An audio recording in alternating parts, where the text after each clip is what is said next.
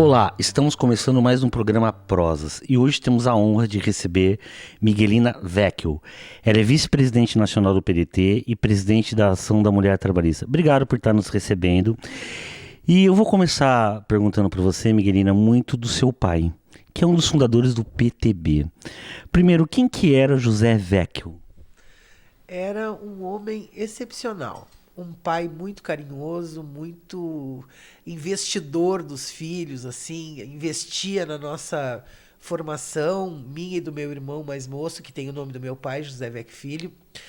Ele era um operário por excelência, assim. Quando diziam para ele, o senhor é deputado, ele foi deputado, foi vereador em Porto Alegre, ele dizia, não, eu estou deputado, eu sou operário. A condição dele de trabalhador era o que dava orgulho para ele e o que dava orgulho para nós também.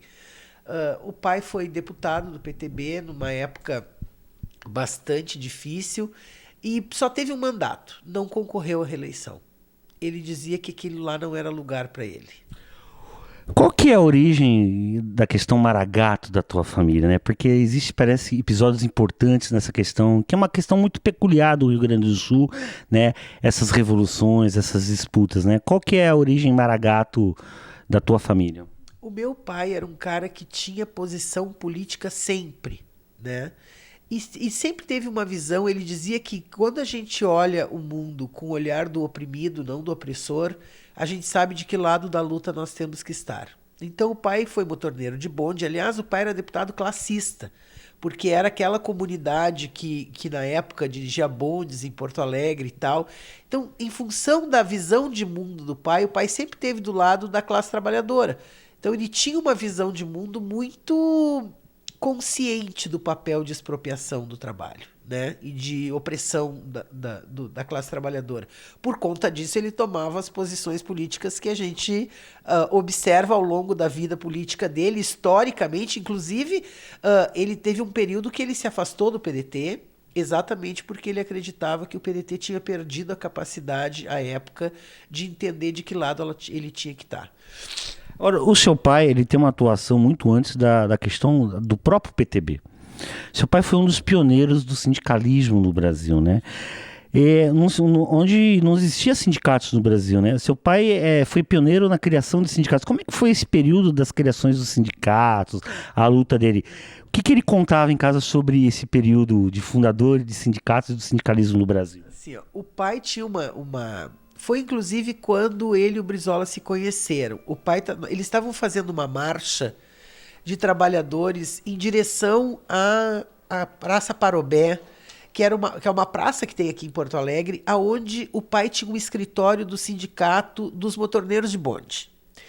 E como os outros sindicatos, como organizações que ainda não eram sindicatos, não tinham um lugar para se reunir e os seus trabalhadores, ele não podia fazer uma sala para cada sindicato, vamos dizer assim, ele acolheu os outros sindicatos na sala do sindicato que ele presidia. E aí ele fez um escaninho para cada um e cada um botava o material do seu sindicato naquele escaninho.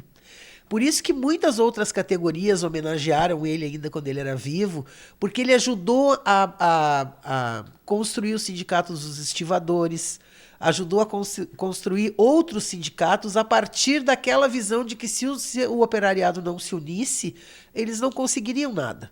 Então, ele começa a estimular outras categorias a também formar seus sindicatos. E foi assim que ele terminou tendo no escritório dele quase 28 sindicatos adormecidos ali dentro, porque essas categorias profissionais elas não tinham onde se reunir. Então, elas reuniam no escritório da Praça Parobé e guardavam seu material num escaninho que tinha o nome daquele sindicato. Era, vamos dizer assim, eu me lembro bem que o pai falava muito do sindicato da Estiva, ele foi até homenageado por causa disso, por causa dos portos e tal. E esse sindicato era um que tinha lá um escaninho dentro do escritório da Praça Parobé. A visão sobre organização do meu pai era uma visão muito, muito sensível, não apenas para organizar a categoria dele, onde ele já era o presidente do sindicato, mas para estimular outras categorias a também fazer o seu processo de organização e a sua formação sindical. Agora, essa questão sindical do teu pai o aproximou muito do Getúlio. E seu pai foi uma espécie de amigo e muitas das vezes conselheiro do Getúlio, né? Qual a avaliação que você vê dessa relação do seu pai com o Getúlio e a sua avaliação sobre o Getúlio Vargas? É. O meu pai, com certeza, tinha uma visão do Getúlio bem mais romântica que a minha, né? Eu sei que no PDT as pessoas têm muita dificuldade com essa questão da ditadura Vargas, mas a minha formação é sociologia e eu acho que aquele período foi um período que nós não precisávamos ter passado. Essa que é a verdade. Eu acho que depois ele reavaliou e direcionou o talento dele para outro campo, mas eu não faço como alguns companheiros de partido que dizem que a ditadura Vargas não aconteceu. Para mim, ela aconteceu. E o meu pai podia falar mal do Getúlio, mas ele não aceitava que ninguém falasse. Ele era muito amigo do Getúlio. Eu não posso te dizer assim onde é que ficaram as cartas, mas tinham cartas escritas, tanto do pai para o Getúlio, por exemplo. O Getúlio não queria que o Pasqualini fosse candidato a senador, porque ele dizia que o Pasqualini era um intelectual, mas não tinha voto.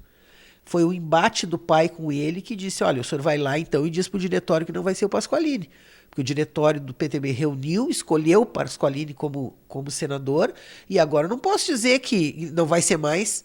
Então o senhor vai lá e terminou o Pasqualini sendo candidato. O Getúlio não queria que o Pasqualini fosse candidato. Por quê? Porque ele achava que o Pasqualini era um teórico, é muita teoria, mas não tem voto. Entende? E alguns do partido ainda têm essa mania, acham que política só é feita por quem tem voto, né? No fim, o Pasqualini tinha voto, mas o Getúlio não tinha visão, não queria que fosse o Pasqualini o candidato ao Senado. E o pai sempre foi um cara muito de ouvir a base partidária. Assim. Ele tinha essa característica de ouvir o seu sindicato, de ouvir os seus trabalhadores, de ouvir a base partidária. E a relação dele com o Getúlio era uma relação muito estranha, porque assim, o Getúlio convidou o pai para ser presidente do Instituto do Café, que era um cargo vitalício na época, com um salário altíssimo. E o pai era um operário, e o pai disse que não. Por quê? Porque ele dizia que o Getúlio tinha uma visão muito caudilha sobre as pessoas que trabalhavam com ele, e ele não tinha temperamento para ser empregado do Getúlio, porque ele preferia ser amigo, né? É uma escolha que ele fez e eu respeito muito ele por conta disso, porque quem abriria mão, né, de tudo que esse instituto na alta do café poderia dar e ainda um cargo vitalício, né? E ele disse que não, porque ele não tinha temperamento. O pai era um homem muito sério que entrou na política com as 2 pedreiras que ele tinha. Ele era operário, mas depois comprou 2 pedreiras, ele fazia detonação e ele morreu com as mesmas coisas. Agora, você tocou num assunto muito importante, que é a questão do Pasqualini dentro do PTB. Primeiro, seu pai era do PSD, e um racha do PSD, seu pai cria o PTB, mas o Getúlio não vem primeiro para o PTB, né? O que ele contava da criação do PTB? Mas foi exatamente aí que ele disse para o Getúlio, se o senhor não aceita o candidato, venha presidir o PTB, né? Porque o Getúlio, mesmo de fora do PTB, ele queria mandar no partido, né? Definir quem ia ser os candidatos. O pai disse que não, que se ele quisesse... Por exemplo, o Brizola assina a ficha no PTB exatamente no dia dessa passeata aí, que os estudantes estavam na porta da universidade e vem aquela passeata de operários passarem e seguem a passeata. Perguntam o que é isso? A passeata é do PTB, os trabalhadores e tal... E aí eles chegam lá no escritório e o pai achava, assim, estava aquela gurizada, querem falar com o presidente do partido, aí o pai explicou o que era o partido e pediu para o Brizola, então, que entrasse na ala jovem do partido, entendeu? Agora, o seu pai tem algumas entrevistas que ele diz o seguinte, olha, nós somos um partido de sindicalistas e operários, mas nós precisamos de uma elite intelectual dentro do partido, que é a questão do Pasqualini. Ele tinha essa visão mesmo da congregação, da classe operária com a elite intelectual? Tinha sim. Ele tinha consciência dos limites que às vezes, pela alienação, porque se tu não é militante, se tu não milita no teu sindicato, se tu não milita em nenhuma categoria, nem em nenhum partido, o teu processo de alienação ele tem uma outra forma de ser construído, né? Hoje, claro, com tudo que nós temos, televisão, rádio e tal, tu aliena alguém de uma outra forma. Naquela época, a alienação ela passava muito por isso. O intelectual ele tem uma importância inorgânica, mas ele tem uma importância na medida em que alguém precisa pensar as coisas que... E o Pasqualini era um grande intelectual. né? E o pai tinha consciência da importância do Pasqualini para o partido, porque ele sabia dos limites dele. O pai tinha a quarta série primária. Ainda que ele fosse um cara autodidata, o pai não dormia, ele tinha insônia, ele passava a noite lendo dicionário, para te ter uma ideia. Eu acho que o pai é a única pessoa que eu conheço que lia dicionário. Então ele era um cara com a quarta série primária que tinha um vocabulário melhor que o nosso. Por quê? Porque ele estudava, só que ele sabia das limitações de tu ser um grande líder sem uma visão intelectual daquela construção. Por isso que ele investiu que o Pasqualini podia não ter voto, mas ele era importante para o partido, ele pensava um partido, e o Getúlio tinha uma posição um pouco diferente disso, né? Miguelina, você é vice-presidente nacional do PDT, dirigente política. E hoje, aonde está a intelectualidade dos partidos políticos? Não sei, acho que nós temos assim, ó, a fundação deveria, e acho que em algumas instâncias ela tem as cabeças que querem pensar essa nova forma de fazer política. A verdade é que não é só criminalizada que a política está, né? A política hoje, quando tu fala de política, as pessoas correm, porque elas associam política a parlamentar. Né? Elas não conseguem entender o substantivo política, né? Elas, quando tu fala, esses dias mesmo, eu fui dar uma palestra num grupo de mulheres, e aí tinham 130 mulheres, e elas ficaram, eu falei 1h40, e elas ficaram lá sentadas. E aí eu perguntei no final, se vocês soubessem que era um candidato que viria aqui falar com vocês, vocês teriam vindo? Perguntei, quem pensa assim, levante a mão. Todo mundo não teria ido. Assim, sobrou 2 ou 3 que eram muito ligadas à vereadora que chamou para palestra. Então, assim, as pessoas, para além daquilo que a grande imprensa, que a grande mídia, que tem interesse na manutenção de quem está aí no poder, faz, né, que dá as notícias do interesse, envolve a gente em coisas que não prova, mas envolve. Por quê? Porque o Ciro Gomes está crescendo nas pesquisas. Para além disso, tu ainda tem um povo que está desestimulado, que não vê melhor, que viu num período histórico aqui dos 2 governos, do Lula e do governo da Dilma, política pública de compensação, que eu acho que também tem o equívoco. Por exemplo, uma política pública compensatória como é o Minha Casa Minha Vida, como essa política não pode ser ad eternum, né? Ela tem que ser um processo para aquela pessoa conseguir, com algum alicerce, se emancipar ali na frente. Só que eu acho que daí se deram conta que eleitoralmente ela era muito eficaz e daí não termina nunca mais. Por quê? Porque nós queremos manter esse povo vinculado. Então, o discurso da emancipação, ele é um discurso falso. Tu não quer emancipar ninguém. Porque na medida em que ele se emancipar, talvez ele não vote mais em ti. Né? Ele se dê conta de algumas coisas. E por conta disso, eu acho que o partido ainda precisa, primeiro, desses intelectuais, mas nós precisamos de uma intelectualidade orgânica, né? Esse que é o nosso grande desafio, é tu ter uma intelectualidade orgânica. Eu me lembro que eu fiz meu discurso de formatura há 30 anos atrás, e eu dizia o seguinte no discurso: eu sei muito mais sobre a Revolução Russa do que sobre a Tríplice Aliança. Eu sei muito mais sobre a guerra das Malvinas do que sobre a Guerra dos Farrapos. Por quê? Porque naquele período a universidade não se interessava em te deixar tu conhecer o mais próximo de ti. Então eu saber sobre a Revolução Russa não muda nada. Agora, se eu não conheço a revolução que fez a emancipação farrapa, isso muda muito a minha forma de ver. Então, eu acho que o que o partido precisa é de uma intelectualidade mais orgânica. Isso não é só o nosso. Eu acho que qualquer partido político precisa. É que às vezes tu tem um intelectual de Harvard, por exemplo, que ele tem uma visão de mundo. Eu me lembro que uma vez escreveram um panfleto, uma cartilha para o partido, cartilha do vereador.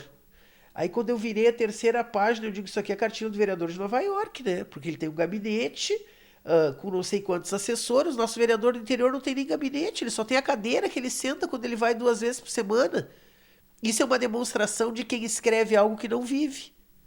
Porque se tu faz uma cartilha com um gabinete, com 5 assessores, e o vereador do interior ele não tem nenhum assessor, vamos combinar que a cartilha não serve, né?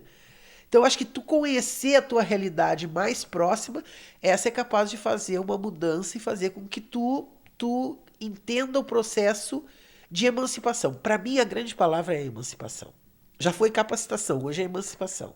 Só que eu, diferente de muitas pessoas da esquerda brasileira, eu também tenho essa formação nesse campo político, Eu não acho que a gente tenha capacidade de emancipar ninguém. Eu acho que o povo se emancipa em comunhão. A gente pode dizer de que lado nós estamos nessa luta, mas nós não somos capazes de emancipar ninguém. Porque o teu pai defendia uma elite intelectual, a questão do operário que a gente estava falando, era amigo do Getúlio, e o Getúlio tinha um projeto nacional de desenvolvimento, embora tenha tido erros no período do Getúlio, né?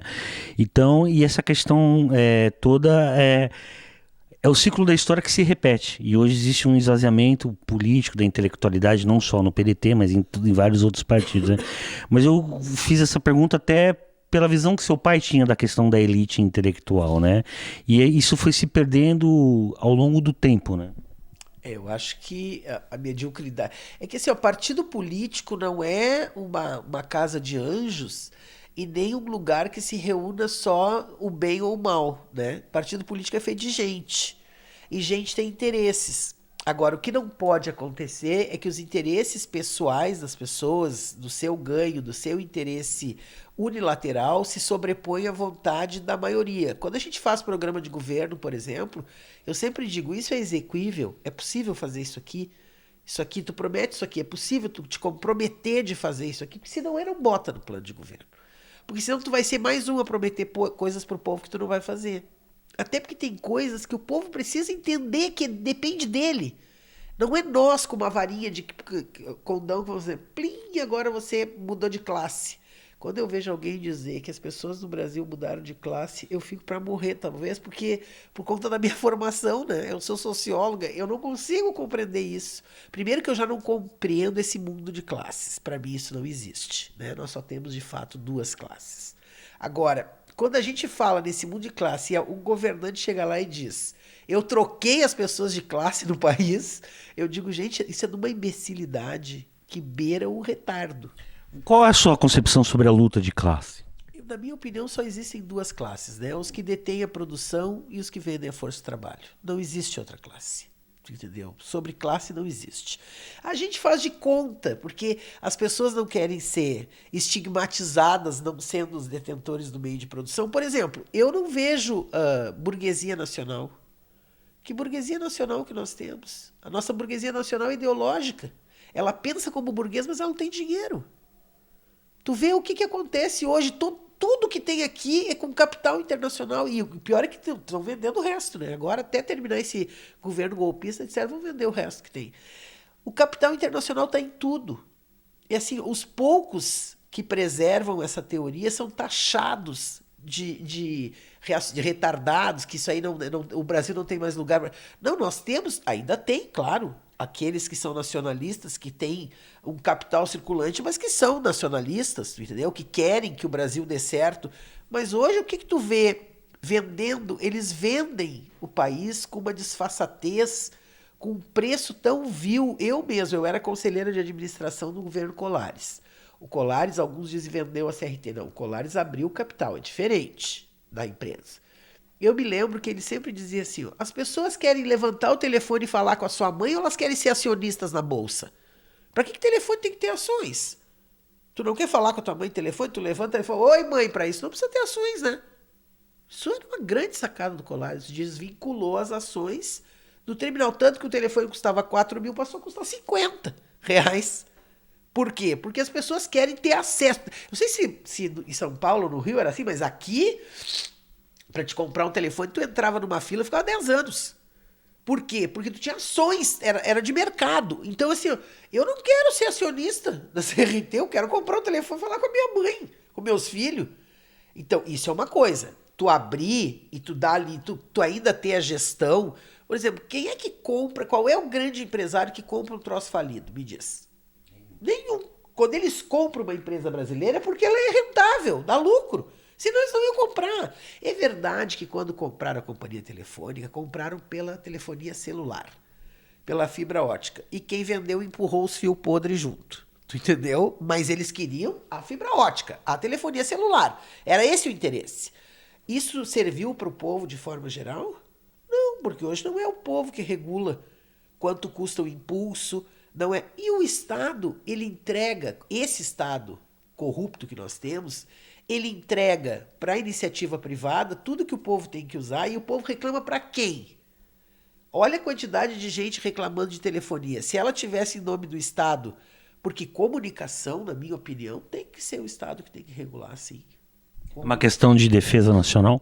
Com certeza. O espaço eletromagnético do país é dos brasileiros. Concessão de rádio e televisão é do povo brasileiro. Quem é que sabe quando é que começa a concessão da Globo e quando é que termina? Ninguém. E o governo Lula não fez o que devia ter feito. A sua lição de casa em relação às concessões de rádio e televisão. Porque hoje, se tu pegar as concessões de televisão e de rádio, as de televisão estão na mão de 4, 5 famílias no Brasil. Então, essas pessoas ditam o que o teu filho vai ver na televisão. E se tu fala que a televisão do Brasil, na questão de gênero, por exemplo, as crianças estão erotizadas e que as meninas estão erotizadas e estão banalizando a violência, tudo isso, se tu disser, não, tem que cortar esse tipo de programa, é censura. Ou seja, a concessionária, que na verdade presta um serviço para o país e ganha lá o seu dinheiro, ela diz o que tu vai ver e se tu quiser questionar isso, ainda te taxa de direita porque tu quer fazer censura. Eu sempre digo que eu não tenho nenhum problema com a palavra censura desde que ela seja controle social. Em vez de ser censura, bote o nome de controle social. A sociedade brasileira deveria controlar mais o que passa na televisão brasileira. Porque, na verdade, todo esse processo de erotização, todo esse processo de massificação da violência contra a mulher, que aparece todo... Tu pega uma novela brasileira. Eu analisei aquela novela Mulheres Apaixonadas uma vez. Pediram para fazer uma análise da novela. As duas lésbicas, a mãe tirava o cartão de crédito do ela voltava a ser heterossexual. Gente, que isso? Isso não existe. Agora, então, a tua orientação sexual vinculada ao cartão de crédito. A menina negra... O pai, tinha um menino que olhava no buraco da fechadura, a menina negra empregada, ele dizia, meu filho não olha no buraco da fechadura, se bem que eu também olhava, teu avô também olhava, quer dizer, a empregada negra que nem um eletrodoméstico da casa, tá acessível ao filho do patrão. O que isso... Outra coisa, a mulher apanhava de raquete do marido todos os dias. Aí um dia antes do final da novela ele morreu num acidente de trânsito. Opa, não teve nem a Lei 9.099, porque naquela época não tinha a Lei Maria da Penha. Então, que serviço passa essa novela para a nação brasileira? Me diz, para que serve?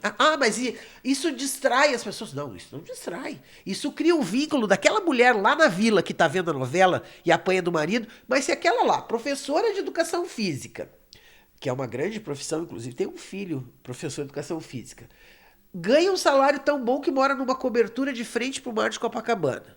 Já não é uma professora como a grande maioria das professoras do Brasil ganha um salário indigno e miserável pelo tanto que elas estudaram. E ela apanha do marido e não rompe o ciclo de violência, como é que eu que moro num barraco vou romper? Porque eu sempre digo que as pobres e as ricas, elas não se separam da violência pela mesma palavra. Em primeira instância, patrimônio, umas por excesso e outras por ausência de patrimônio. Vai dividir o barraco? Vai para onde com um monte de filho? Então, quando as mulheres dizem, são as mulheres que dizem a fulana apanha do marido e continua casada porque gosta de apanhar, elas não sabem o que é um vínculo psicológico do agressor. Elas não têm noção do que elas estão dizendo. Porque não é só a questão financeira que faz uma mulher que apanha ficar dentro da casa. É não entregar os seus filhos para o agressor, porque ele vai deixar de bater nela, vai bater nos filhos. Muitas vezes esse agressor tem forças externas que fazem ele ter potencializado o seu traço de agressividade. E nós temos que tratar esse agressor também. Porque eu não acredito que alguém acorde de manhã e diga, eu vou ter prazer. Você acha esse agressor uma pessoa doente? Com certeza. Acho que tem outros adjetivos que poderíamos usar. Mas é um caso de patologia, de tratamento. Eu acho que assim, não é possível que uma pessoa acorde de manhã e diga, hoje eu vou espancar minha mulher porque eu não tenho nada para fazer. Entendeu? Eu só não acho que dá para romantizar a violência. Eu acho que a Lei Maria da Penha ela é muito importante, agora fez 12 anos da lei, eu acho que mudou muito, né? Eu acho que não poder ir lá e retirar a queixa, como era antes com a Lei 9.099, ajudou as mulheres nesse processo, ainda que algumas, eu tenho um amigo delegado de polícia que um dia disse para mim, Miguelina, te apresenta aí para mim. Eu digo, muito prazer, Miguelina. Fulano de tal, delegado de polícia e fantasma. Eu digo, que isso? Ele disse, Miguel, as mulheres que o marido está preso, ela disse, doutor, dá um susto nele, mas não prende. Por quê? Porque também a única renda da casa que tinha era daquele homem. Quer dizer, a conjuntura não é tão simples assim, quando algumas mulheres, não saiu de casa porque gostava de apanhar. É muito complexa a questão do ciclo de violência. E isso na televisão é banalizado de forma vil. Então, assim, ó, o rádio é aquelas músicas absurdas. Eu digo para as pessoas, por favor, vocês escutam, eu sou cachorra, sou confirmada, e acho bonito ser chamada de cadela. Tenha dó, né, tchê? Isso é música, eu vou te bater no liquidificador. Sabe? Que é isso? Então vão ouvir a Ivete Sangalo, vão ouvir outras coisas que faz música romântica, música boa para os ouvidos. Eu me lembro sempre. Deixa eu lhe fazer uma provocação, Miguelina. Isso faz parte do processo civilizatório? Olha, eu não sei, mas se faz, a nossa civilização está num atraso. Sim, exatamente nessa questão. O atraso nosso civilizatório, isso é um processo civilizatório? Olha, eu acho assim, ó, nós temos países. Eu fui vice-presidente da Internacional Socialista de Mulheres por 2 mandatos. Eu fui eleita na Grécia e depois fui reeleita na África do Sul.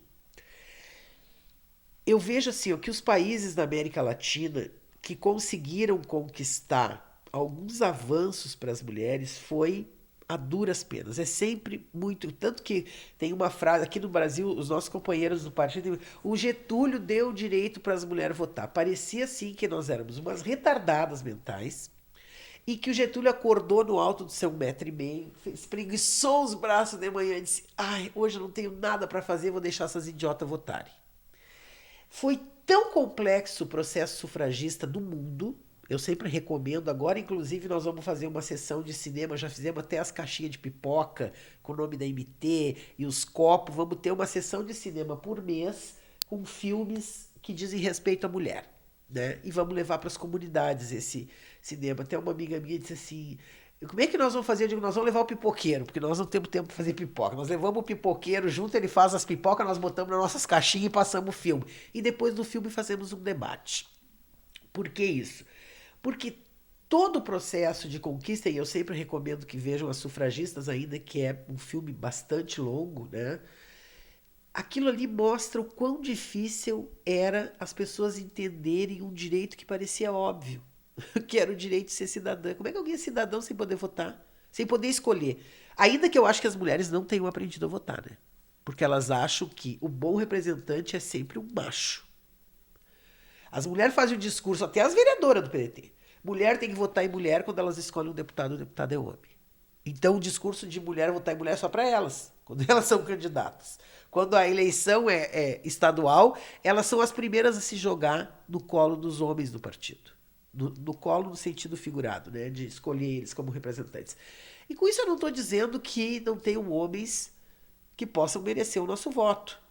Entendeu? Por conta do exercício do seu mandato, da sua visão de mundo. E até não estou também dizendo, muito antes pelo contrário, que todas as mulheres servem para nos representar.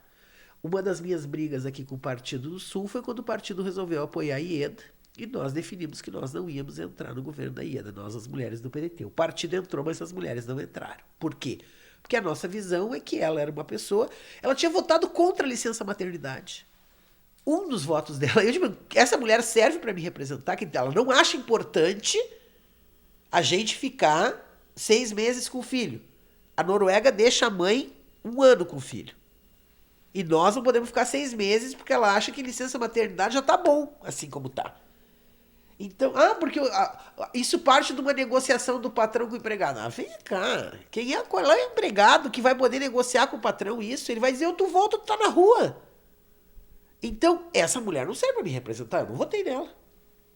Então, o partido às vezes faz uma política de alianças porque ele acha que é bom para ele. Na verdade, para alguns terem cargos, porque se for pelo bem do povo, não serviu para nada. Vamos combinar. E ainda tiveram companheiros nossos que quando o partido definiu que não ia apoiar ela antes da eleição, depois com os cargos foi todo mundo, mas menos as mulheres. Mas antes, teve um grupo de companheiros nossos que assinou um manifesto pela eleição dela. Mesmo o partido tendo definido que tinham perdido no voto o apoio a ela antes da eleição, assinaram um manifesto. Eu vou te dizer uma coisa, eu acho que isso é literalmente limpar a bunda com a sua biografia. Tu entregar a história do teu partido para um governo vigarista daquele, que nós sabíamos que era do PSDB, era um governo que tinha uma visão radicalmente contra a nossa do partido. Então o que acontece? Se há governo, estamos dentro. Nesse período nós estávamos no governo do Fogaça na prefeitura, com Fortunati de vice. Nós estávamos no governo da Ieda Cruz, nós estávamos no governo do Lula. Ora, o que o povo pensa a nosso respeito a isso? Qualquer governo que tá, eles serve para eles. Então nós viramos cine, nós temos que arrumar emprego pros companheiros. Eu sei, eu digo isso porque eu sou servidora da Assembleia Legislativa, chefe de gabinete da liderança do PDT, deputado Gilmar Social. Eu sou a chefe de gabinete da liderança. Daí, claro, é fácil quando tu tem emprego. Bom, mas eu milito fora do meu horário de emprego. E aí a minha militância é gratuita pro partido. Eu não estou dizendo que algumas pessoas não têm que ser profissionalizadas, só que partido não é agência de... E aí, para te acomodar os companheiros, assim, por exemplo, quando o partido cobra da gente que tem que botar mulher para concorrer. Um dia eu disse pro companheiro Romildo, que era o presidente do partido, vocês escolheram 3 secretários de Estado para o governo do Tarso, os 3 eram homens. Os 3 substitutos deles eram homens. Nós tínhamos 11 conselheiros em estatais. Os 11 eram homens. Não, vocês não têm que nos cobrar nada. Quando vocês derem o mesmo espaço de visibilidade que vocês dão para os homens, vocês derem para as mulheres, daí vocês nos cobrem agora. Vocês não têm moral para nos cobrar. Porque eu acho que o que falta é isso. Por exemplo, quando o Tarso nós fomos para o governo Tarso e perguntaram o que nós, as mulheres, queríamos. Nós pedimos um cargo só. Foi ocupado pela companheira Salete, que era um cargo na Secretaria da Mulher. Nós somos o órgão de mulheres do partido, nós queríamos um cargo para fazer gestão política para as mulheres. Me parece lógico isso. Não é nós queremos, não, eu tenho aqui uma lista de todos os parentes que eu quero botar no governo, e aí eu tenho que entrar no governo porque eu tenho que botar a Mariazinha, minha cunhada, minha sogra, minha nora. Não. Nós botamos uma companheira, era o único cargo que nós tínhamos no governo, era o cargo da companheira Salete, que hoje é presidente do Conselho Estadual dos Direitos da Mulher aqui do estado do Rio Grande do Sul, que é uma grande militante do nosso partido, e que é a secretária de Organização Nacional do PDT. Então, por que eu digo isso? Porque se querem cobrar da gente uma postura... E outra coisa, né? Nem todo mundo que é de partido político quer ser mandatário de mandato eletivo, né?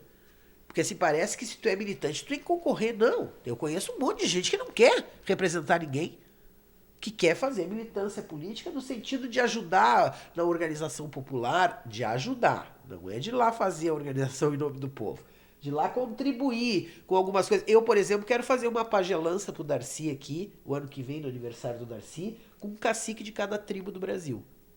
Entendeu? Convidar um cacique de cada tribo do Brasil, de cada das mais importantes, pelo menos, do extremo norte ao extremo sul, e fazer uma pagelança pro Darcy Ribeiro. Porque aqui eu sou a presidente da fundação, a vice-presidente, né? Porque agora nós temos vice-presidência. Eu quero fazer uma pagelança pro Darcy, porque quem melhor do que os próprios índios para contar o que o Darcy pensava dos índios, né? Então, quando tu faz isso, não sou eu que vou dizer para os índios o que eles têm que dizer, né? Eu só tenho que viabilizar que os índios cheguem até aqui. Até aqui ou daqui a pouco, se for um projeto de nós todos, até Brasília, que é o meio do caminho, leva daqui, traz de lá e faz a pagelança lá. Mas tu imagina que maravilha seria nós fazendo os índios falar do Darcy Ribeiro.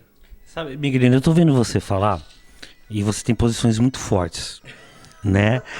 Não, mas e eu fico imaginando as perseguições que também você não sofre por essas posições muito fortes.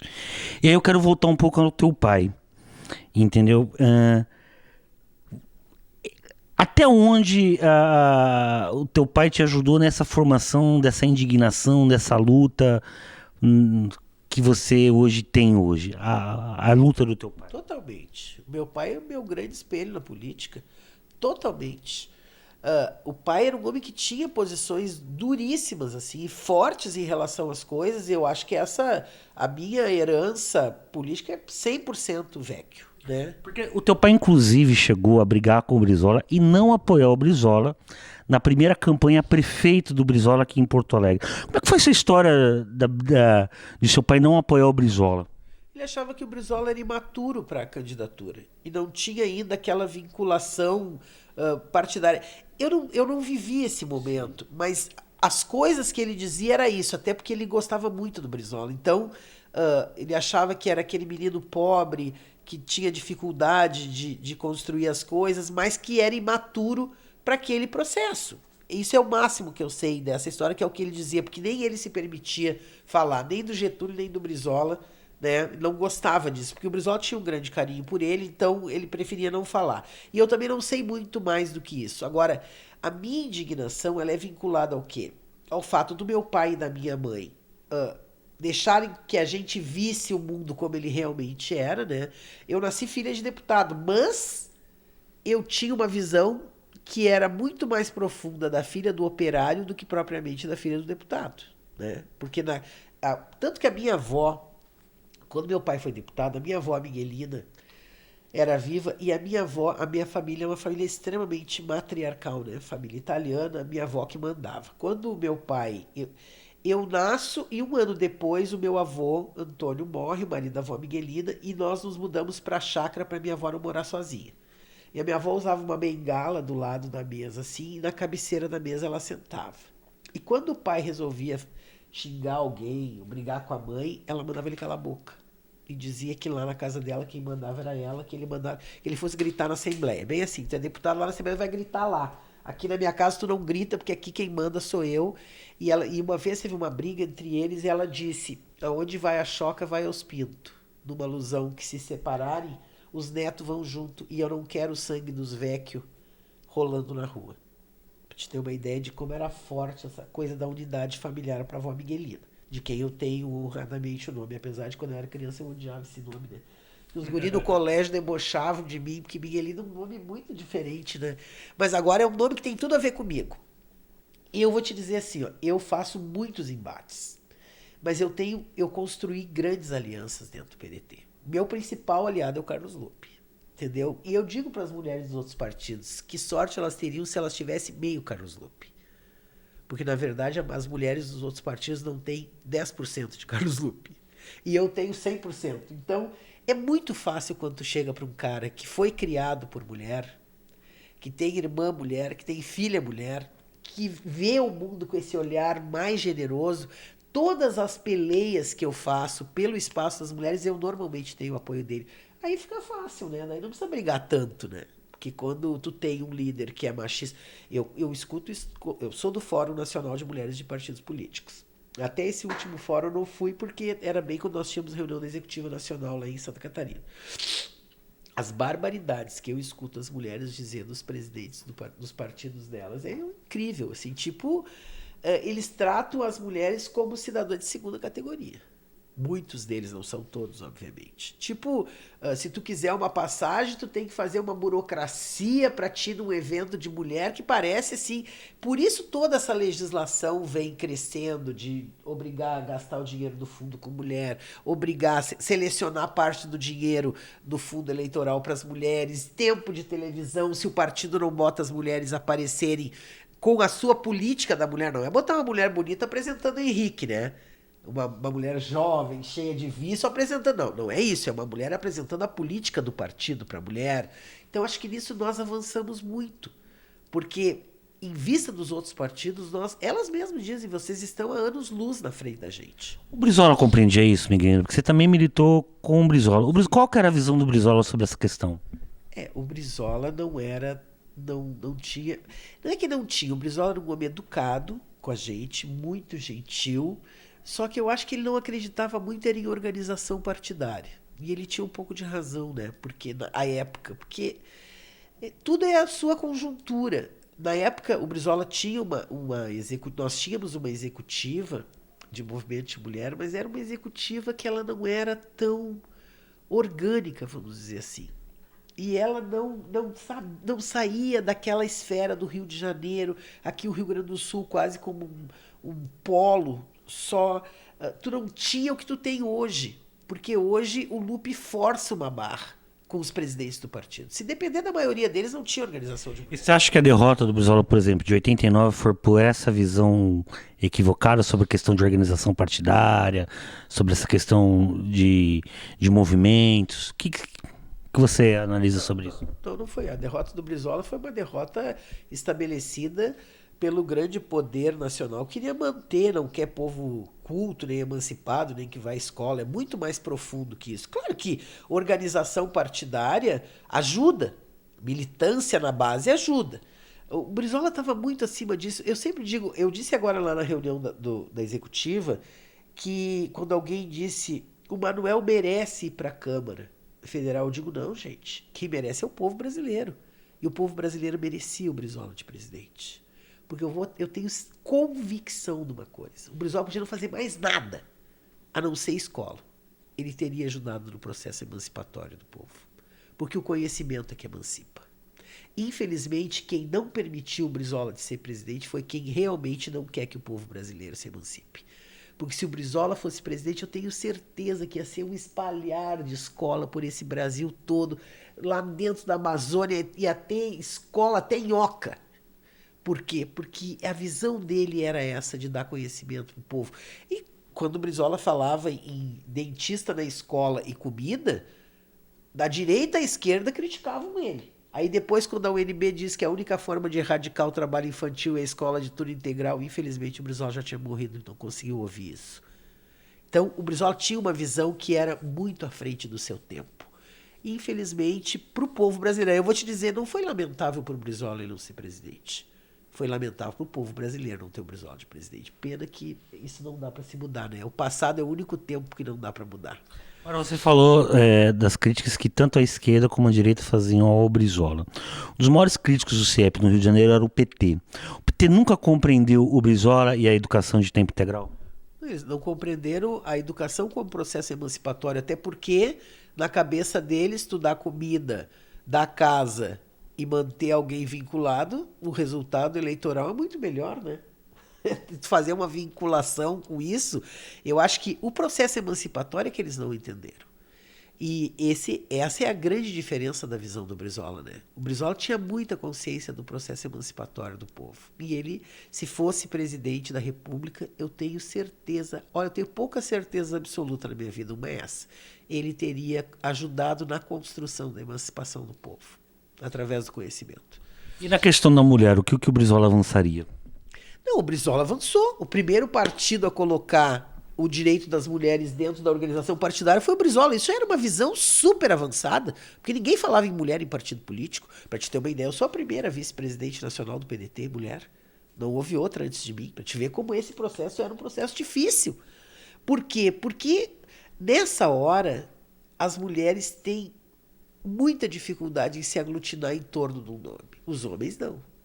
Eu me lembro que uma vez o Lupe me disse assim, tá todo mundo brigando pela tua vaga de vice. Eles não estão brigando pela vaga do André nem do Vieira, eles estão brigando pela tua. Por quê? Porque eles acham que as mulheres são mais frágeis e nós vamos entregar. E aí eu dizia, a única vaga que não vai sair é exatamente essa, porque é de mulher. Como é que nós vamos ter 3 vice-homem? Mas tu não vai ser escolhida porque tu é mulher, tu vai ser escolhida porque tu é mulher, mas tu tem a representatividade das mulheres, tu tem o teu espaço de militância. Ninguém me botou no cargo de vice.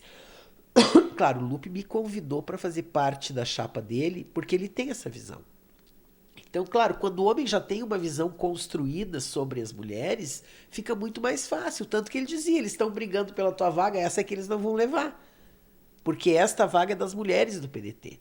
Então, e eu sempre digo para as mulheres, eu posso sair da presidência do movimento de mulheres a qualquer momento, o dia que as mulheres do partido definirem que não querem mais. Porque não é eterno. Esses dias um companheiro aqui disse, por que o Carlos Lupe ainda é o presidente do partido? Porque nós queremos.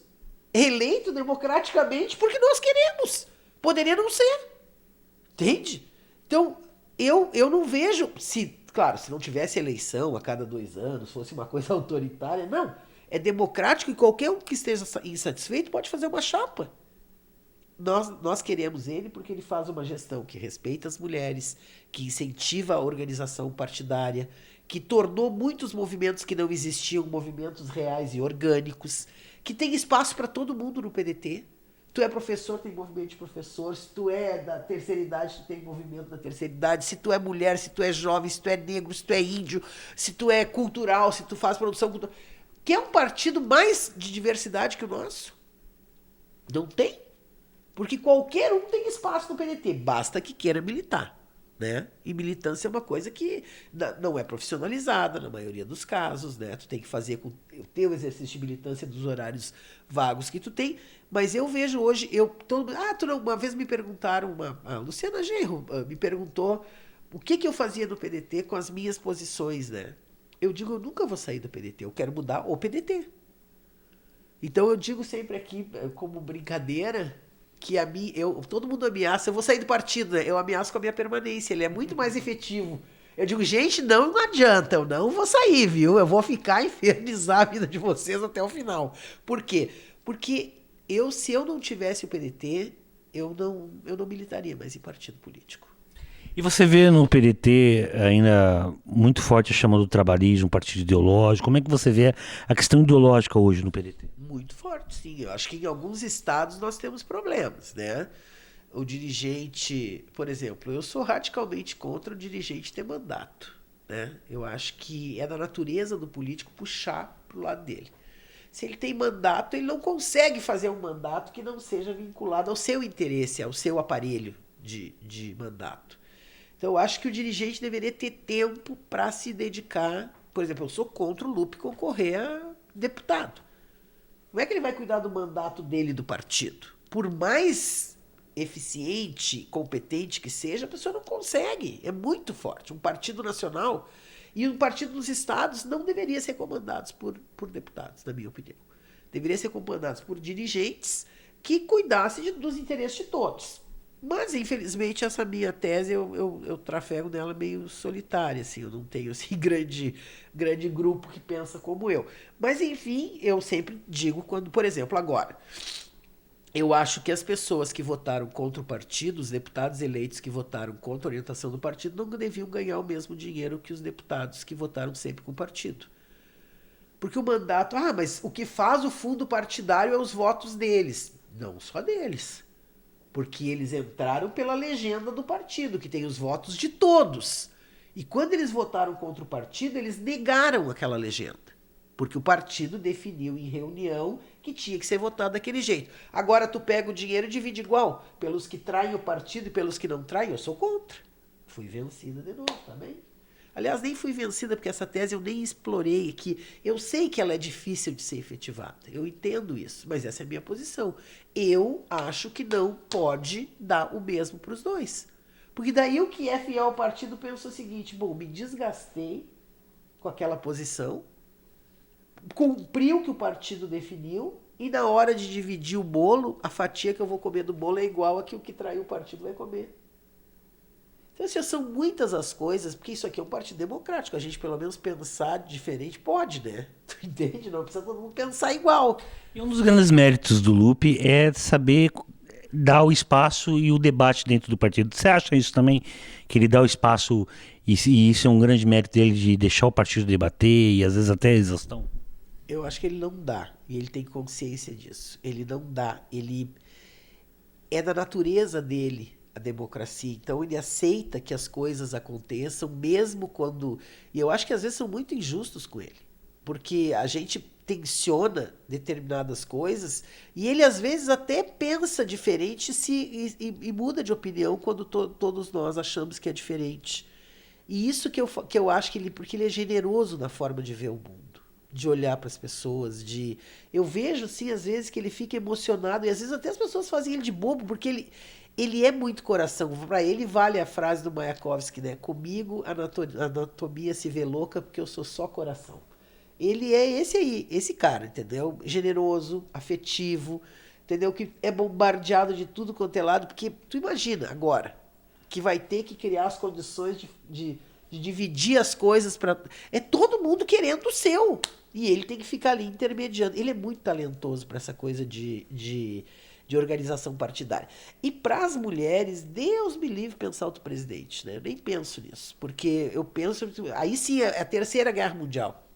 Porque os homens do partido, com exceção dele, e nós temos outros, assim, eu não vou ser injusta, assim, nós temos ali uns 4 ou 5 que ainda dá para contar, mas são 4 ou 5, né?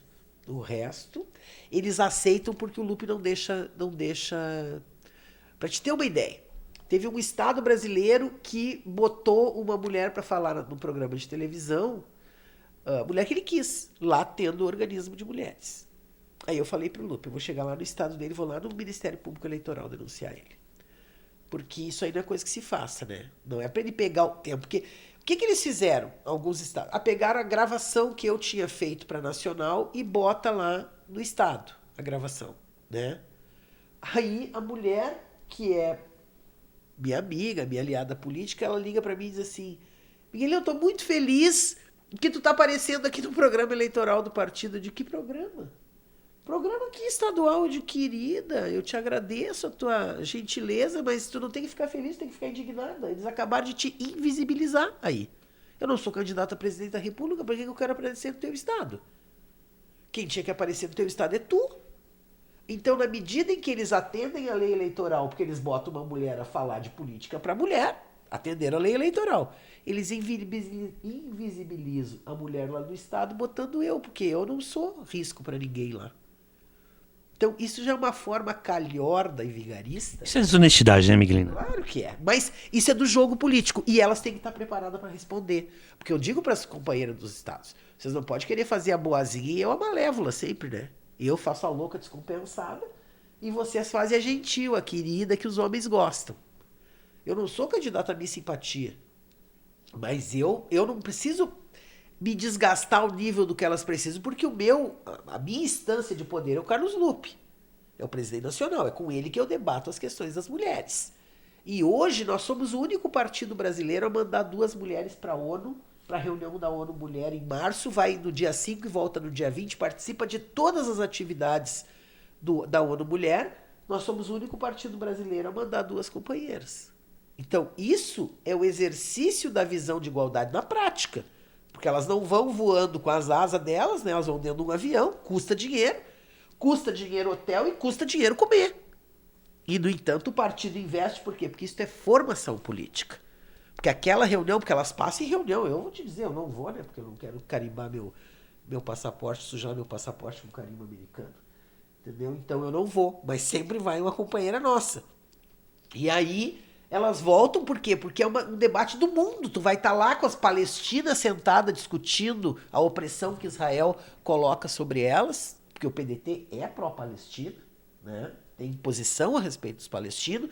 Os saharauis, nós vamos ver as saharauis lá brigando pelo território marroquino, que é território saharaui, mas que o Marrocos diz que é dele. Então, assim, é muito diferente tu ver esse debate numa reunião do que tu tá olhando os livros, né?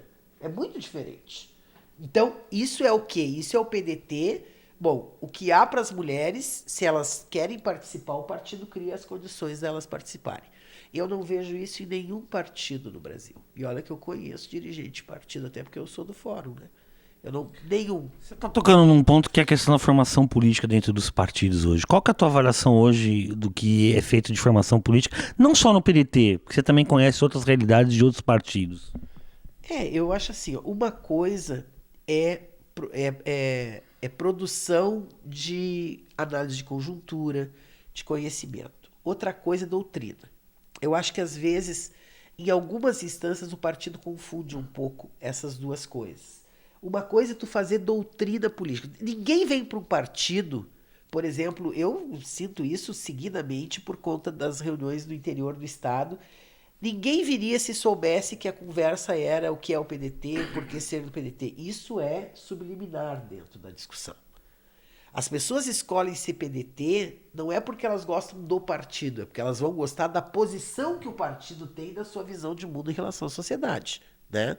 Por exemplo, quando nós eu até fui do Comitê Gaúcho contra a redução da maioridade penal, nós tínhamos um deputado que passava o tempo todo, felizmente saiu do partido, passava o tempo todo falando que tinha que reduzir a maioridade penal.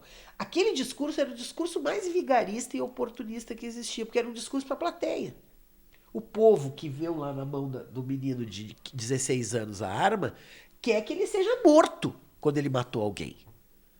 Ninguém quer analisar a conjuntura que levou ele a fazer aquilo e que se nós botar a redução da idade penal para 16, eles vão botar a arma na mão do de 14. E se nós reduzir a idade penal para 14, vão botar a arma na mão do de 12. Só que o deputado não tinha cultura nenhuma, porque o fato dele ser deputado não transforma ele em alguém culto, né? Se ele era medíocre, ele é um deputado medíocre. Entendeu? Não muda nada isso. E quando se trata de caráter, então nós tínhamos que passar 2 dias aqui, aí fazer uma análise melhor. Mas o fato é que o partido tem posição, o deputado não pode ir para frente do Congresso falar que tem que botar os bandidos, tem que matar esses bandidos. Até porque nós vivemos numa sociedade que nós também somos responsáveis, né? Por aquele menino que matou o outro ou não. Nós demos acesso a ele as coisas que eram fundamentais para ele ser cidadão com responsabilidades e com direitos. Por que eu tenho tanto problema com o tal de conselho tutelar?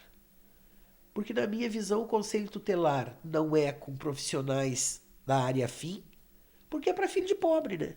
Se fosse para filho de rico, teria obrigatoriedade de ser psicólogo, assistente social, sociólogo já não, que a minha categoria não tem competência para analisar criança vítima de moléstia sexual.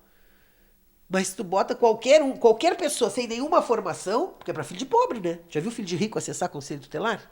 E o partido muitas das vezes, não estou dizendo o PDT, não consegue ter essa análise conjuntural, essas questões, porque o que a gente nota hoje é uma mediocridade muito grande dentro dos partidos políticos também, na questão da formação, na questão da análise, né? E cada vez mais a gente vê o discurso mais raso, né? As análises mais rasas, né? Eu não diria que seja medíocre, assim, às vezes ela é senso comum por falta de informação, né? Então, cai muito, ou é clichê ou é senso comum. Eu vejo que o que falta assim, é um pouco de leitura, né? Nós temos na nossa formação uma assistente social que o mestrado dela é em organização popular e movimentos sociais, e ela muitas vezes nas nossas formações dá aula de análise de conjuntura. Eu me lembro que nós tínhamos uma vereadora aqui no extremo sul do Rio Grande do Sul que ela não falava na tribuna, porque ela era muito tímida. Era o primeiro mandato dela, ela passou 3 meses sem dizer nada. Aí ela veio para a primeira formação, fez o primeiro bloco de análise de conjuntura, com essa nossa formadora, companheira Kizzy, dando a aula de análise de conjuntura. Na segunda vez que ela fez, ela voltou para a cidade e resolveu fazer uma análise, porque essa cidade é a maior exportadora, maior produtora de cebola aqui no Rio Grande do Sul. E ela resolveu fazer da tribuna uma análise da importância das estradas para o escoamento de cebola, que era a maior produção da cidade. E o outro vereador, que até é falecido, o vereador do PDT, quando ela foi falar, porque ela nunca tinha usado a palavra, ele disse, mas pelo amor de Deus, o que aconteceu? Até ontem tu não dava nem bom dia, agora tu faz até análise de conjuntura, o que é isso? Aí ela disse, as mulheres do meu partido estão me dando formação. O que nos diferencia dos macacos é a nossa capacidade de aprender. Não apenas de repetir, mas de compreender o processo de aprendizado. Né? Porque o macaco treinado também faz. Só que nós compreendemos o processo que nos tira desse processo estagnado. Qualquer ser humano é capaz de fazer, mas tu tem que dar ferramenta para o ser humano fazer. E é isso quando nós fazemos formação que nós damos. A ferramenta, nós não ensinamos ela a fazer análise. Ela entendeu o processo de analisar a conjuntura dela. Nós apenas mostramos para ela, com isso, isso e isso, tu é capaz de fazer análise. Ela foi lá e fez, brilhantemente. Então, o que o partido tem que fazer é dar ferramenta para o militante se apropriar e entender como é que ele constrói esse processo, que só depende dele.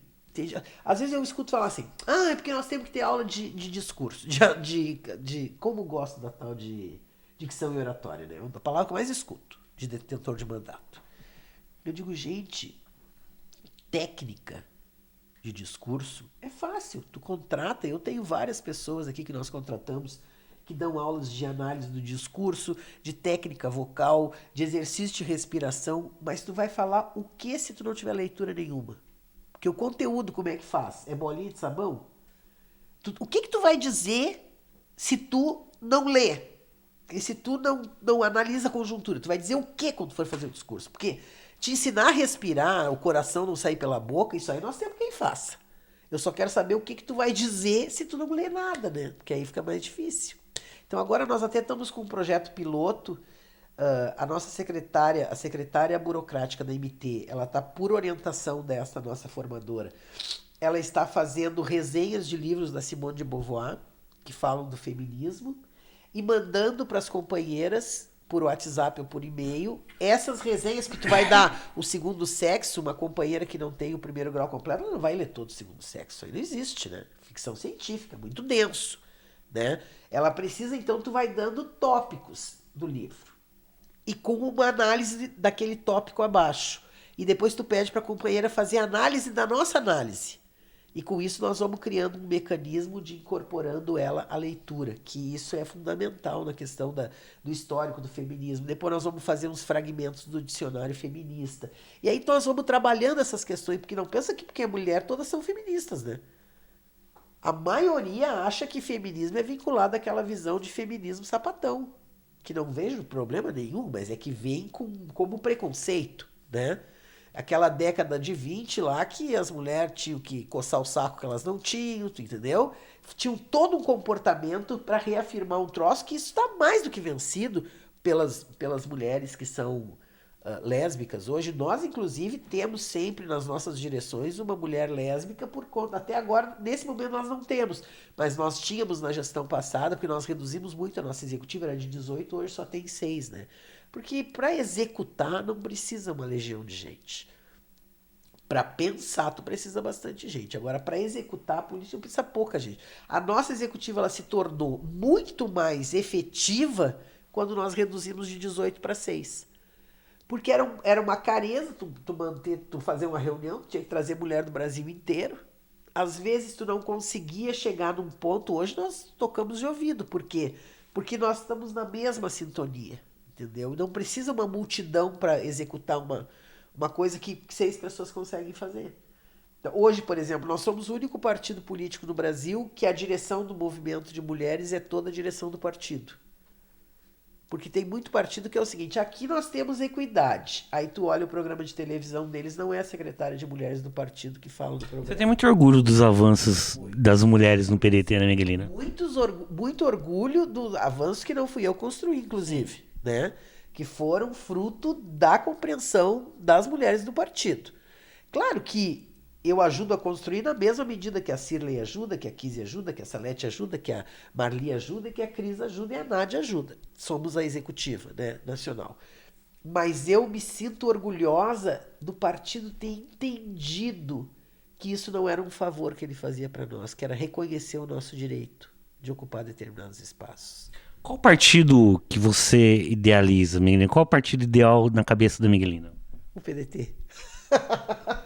Não, esse é o partido ideal. O partido Sim, mas eu tô dizendo o partido da tua utopia. Como você quer o PDT, o PDT futuro, o PDT que você imagine que, ó, esse agora tá tudo certinho. Esse aí não vai existir, porque não tem como tá tudo certinho com seres humanos que são imperfeitos, né? Não tem como existir esse. O que eu quero é esse que eu tô. A gente vai lutando ali, nacionalmente nós já conseguimos, pela parceria com o Lupe, com o Manuel e com alguns outros, o André, nós temos outros dirigentes nacionais que compreendem a nossa luta e nos respeitam. E temos outros que ainda estamos no processo de conquistá-los para a nossa causa, que também depende às vezes da gente, né? Ter capacidade de conquistá-los. E alguns ainda estão muito difíceis, assim, eu diria que quase primitivos. E aí, esses aí nós temos que gastar mais tempo com eles. Mas eu acho que no futuro, assim, nos próximos 20 anos, nós conseguiremos convencer a quase todos que nós não estamos tirando o lugar deles. Eles é que estão ocupando o nosso espaço. Portanto, alguém vai ter que levantar e serão eles. Agora, numa dimensão histórica, teu pai fundou o PTB, foi um dos primeiros presidentes do PTB. E hoje você é vice-presidente nacional do PDT em ascensão, o movimento crescendo. Essa dimensão histórica para você reflete de vez em quando sobre isso? Sobre toda essa dimensão histórica que você carrega, querendo ou não? Eu não gosto muito da coisa de que eu sou filha de alguém e por esse motivo eu nunca usei o fato de eu ser filha do José Vec para ocupar nenhum espaço. Eu acho essa coisa de ficar, eu sou filho, então eu tenho que ter, muito ruim, sabe? Porque... Não, mas não é nesse sentido. Não, eu sei, mas não, a dimensão da importância dele para a história eu tenho muito concreta e me orgulho profundamente da biografia dele, de quem ele foi e de tudo que ele fez. O que eu tenho é responsabilidade de carregar o mesmo sobrenome que ele. Então eu procuro, quando eu estou exercendo a minha militância, respeitar a base do partido, valorizar a militância mais singela que nós temos, que é aquela militância que vai lá com o seu dinheirinho da sua passagem até a reunião e quer ter voz. Isso sempre eu penso nele, que era um cara que trabalhava com essa perspectiva, né, de respeitar os operários e da sua visão e entender, inclusive, claro, eu tenho um temperamento bastante forte e eu domo ele, né? Eu faço análise, né? Eu acho que só os anormais não vão ao analista, né? Porque os que se acham normais têm que ir. Eu vou porque assim, eu sou braba. Então eu tenho que controlar essa fúria, né? Porque ninguém tem que acordar de manhã e conviver com a descompensada, né? Então eu me trato para controlar o meu nível de estresse, que é grande. É como eu te digo, o loop é um aliado nosso, mas às vezes eu não tenho loop lá no estado, quando eu estou numa briga no estado, né? E aí eu preciso fazer valer o fato de que eu sou vice-presidente nacional. E eu sempre digo que eu só faço política do pescoço para cima. Eu nunca fiz política da cintura para baixo. Ainda que eu respeite as profissionais do sexo, né? As que resolvem fazer militância política com o corpo, eu respeito. Eu acho que é uma escolha que eu não quis fazer. Eu faço pela minha capacidade de militância mesmo. E eu acho que isso desagrada um pouco os homens do partido quando eu digo, né? Isso porque eu digo assim, muita gente é contra o aborto, desde que ele não engravide a secretária, né? E tenha que mandar fazer o aborto. Eu disse uma vez isso para um deputado e ficou furioso comigo. Digo, deputado, o senhor é contra o aborto, passa todo fazendo graça para sua igreja, mas eu tenho certeza que o dia que o senhor engravidar a sua secretária, o senhor não hesitará em mandar fazer um aborto nela, né? Porque como é que o senhor vai explicar para sua mãezinha, para sua mulherzinha que está lá na sua casa, que o senhor engravidou a secretária? Aí vale o aborto. Então é essa hipocrisia que me irrita, sabe? Que me deixa profundamente chateado. E eu dentro do partido, esse aqui é o partido que eu quero ter. Se algum dia, porque eu não vou sair do partido, se algum dia eu pensasse em sair, não era para ir para outro partido, era para fazer outra coisa na vida. Entendeu? Porque eu não me vejo em nenhum outro lugar que não seja o PDT. É uma coisa da gente se ver. Eu não me vejo em outro lugar. Porque eu nasci dentro do PDT, dentro do PTB, né? Meu pai, ainda, eu nasci em 63. Eu não consigo me ver num outro espaço. Isso é incrível, porque O PDT faz parte da tua vida, né? faz parte da minha vida. Eu, inclusive, uma vez tive uma discussão com um filho, quando eu me separei do primeiro casamento, o marido foi pro PT. E aí o filho tava meio, assim, tava com o pai, sabe como é que é a relação pai e filho. Eu vou pro PT, eu digo, então vai morar com teu pai.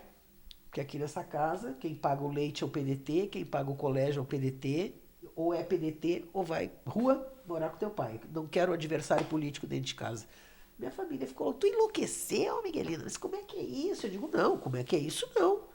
Aqui tudo que eles têm, o colégio é pago pelo dinheiro da Assembleia Legislativa, que é o meu trabalho, porque eu sou do PDT.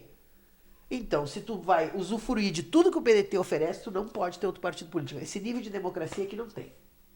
Aí depois até a minha mãe diz, é uma barbaridade isso que tu está dizendo. Digo, bom, cada um tem o direito de escolher a sua vida, vai lá, que foi pro PT, coisa nenhuma.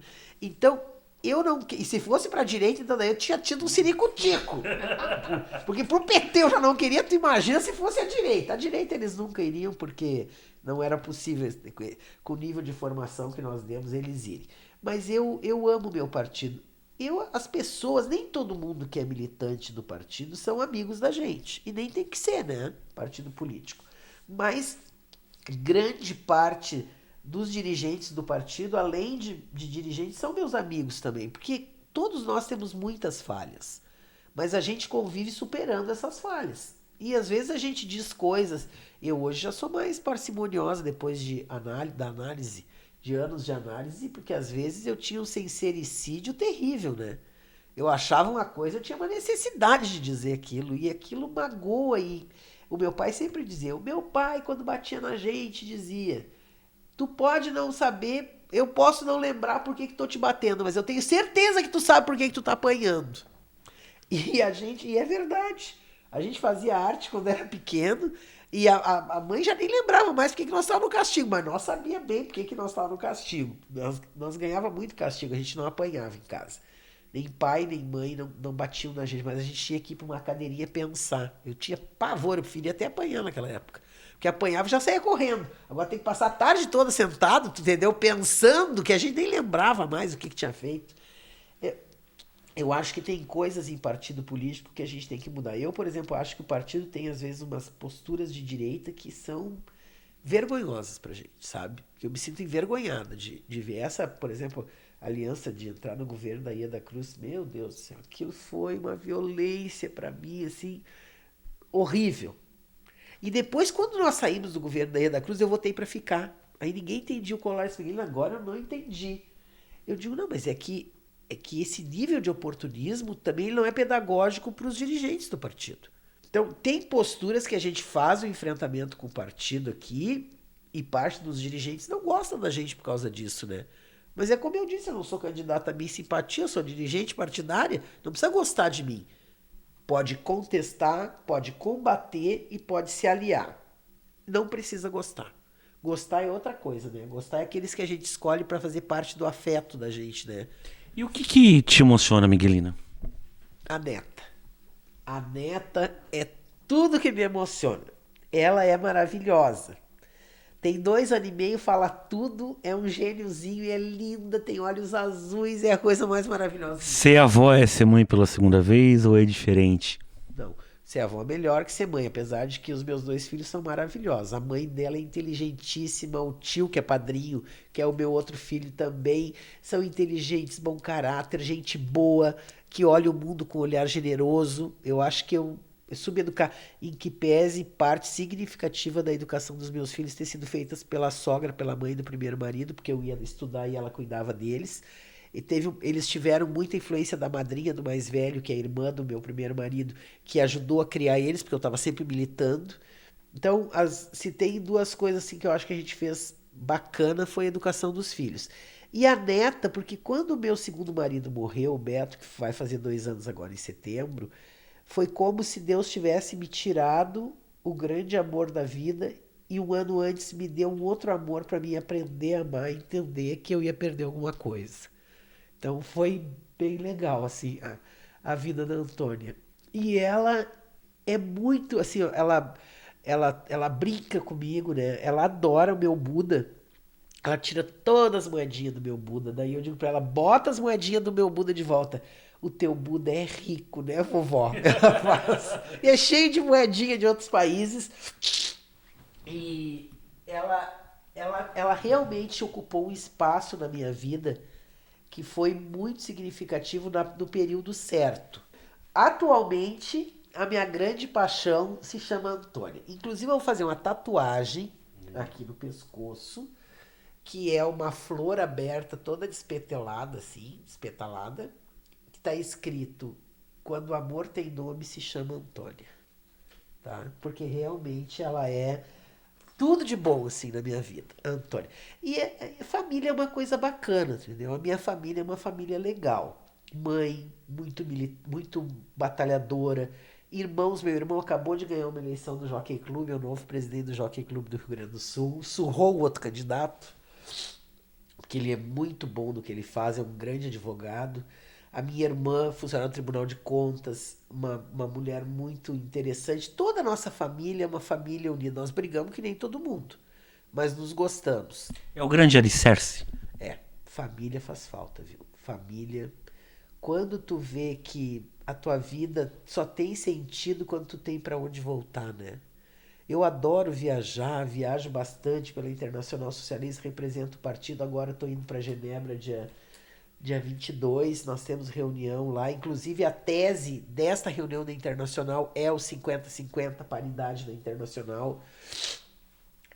Mas quando eu tô voltando, eu sempre... Claro, eu faço chamada de vídeo pra Antônia, né? Ela me mostra as coisas dela, porque eu não posso ficar... Eu vejo ela todos os dias. A mãe dela pega o carro, vem aqui, me pega, eu vou de mão com ela até a Assembleia, ela diz: bom trabalho, vovó. E aí eu vou trabalhar às 7h30 da manhã, depois a mãe dela leva ela pra casa, pra escolinha. Mas eu faço chamada de vídeo. Eu me lembro que eu liguei um dia da Mongólia e ela só pode ver 1 hora de TV por dia, né? E ela vê a Pepa e aqueles canais que a mãe dela controla lá o que ela pode ver. E eu liguei da Mongólia e disse assim: oi, Antônia, a vovó te ama, tá com saudade. Ela disse: a Antônia também te ama, mas agora eu tô vendo a Pepa. Tipo assim, ó, tem 24 horas o dia, tu escolheu bem a hora que eu vejo a Pepa. Então, essas coisas assim, porque isso faz a personalidade, o emocional, a memória emocional de uma criança, ela tem muito a ver com pequenos gestos, né? Com a forma como tu brinca. Aí eu tomo chá com ela faz tudo imaginário. Não tem água dentro da coisa da xícara. E eu disse: e esse chá está quente? Ela responde: só um minuto. Pega o meu chá e faz... assopra dentro de uma xícara que não tem nada dentro. Você quer mais chá, vovó? Agora ela pegou você, não sei de onde é que ela tirou, porque ela faz muito assim: oi, pessoal. Daí eu descobri que a Pepa fazia, né? O oi, pessoal era da Pepa. Mas o você eu não sei de onde é que ela tirou, porque nós usamos tu, né?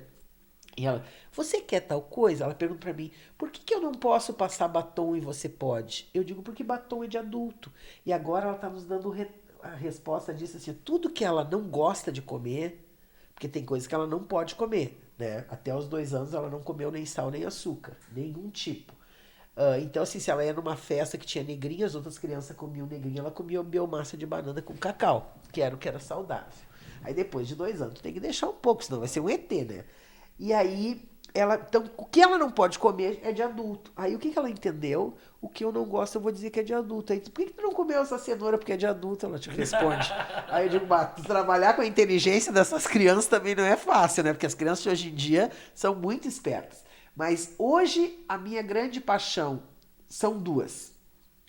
É ver as mulheres efetivamente emancipadas financeiramente e potencialmente donas da sua vida, e ver a Antônia crescer, que isso eu espero que Deus me dê vida para ver a Antônia crescer, arrumar namorado, casar e eu ter bisnetos, né?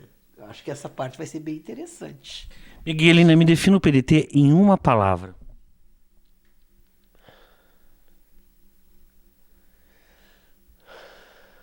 Uma palavra.